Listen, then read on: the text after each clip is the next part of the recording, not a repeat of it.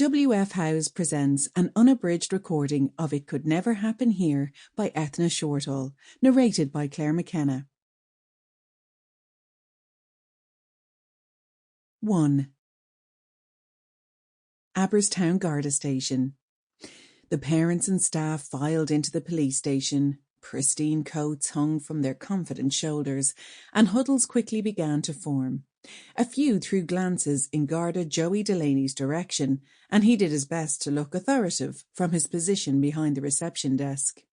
He lifted his blink-and-you'd-miss-it backside from the swivel chair, placed both hands on his belt, and yanked it up, ready for action.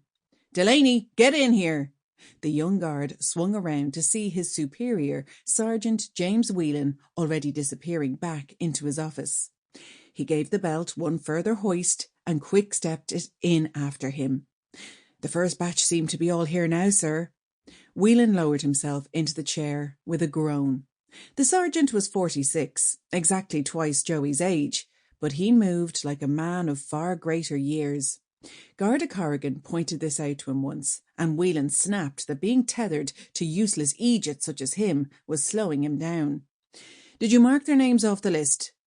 Joey had expected the parents to approach the desk and formally check in, but most of them had ignored him entirely. "I'll go around now and do a roll call." "You do that. I'll just finish up in here, and then we'll get started." The sergeant lifted the remains of what looked like a chicken sandwich from his desk and took a bite. "Do you think they'll know anything, sir?" "If there's anything to know, that lot will be in the loop." The sergeant nodded towards the door, to the staff and parents of Glass Lake Primary beyond. They pride themselves on it. Glass Lake was a sought-after school located one town over in Cooney. Curtains were due to go up on its annual musical tonight, and even Joey had a ticket.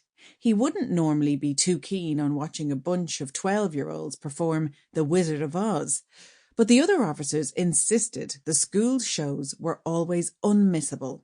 West End quality at West Cork prices, was how Corrigan had put it. Not that it mattered now. There would be no musical tonight, or any other night this week, obviously. Joey nodded, hands on belt, as he marched out of the sergeant's office and over to the desk where he had left the clipboard of witness names. He was determined not to be another useless Egypt, slowing the sergeant down. He cast an eye over the list and then over the busy waiting area. Yesterday evening, this lot had been up at Glass Lake, getting the auditorium ready. Now, they were in Aberstown Garda Station, preparing to give their 2 cents on the body that had been pulled from the river.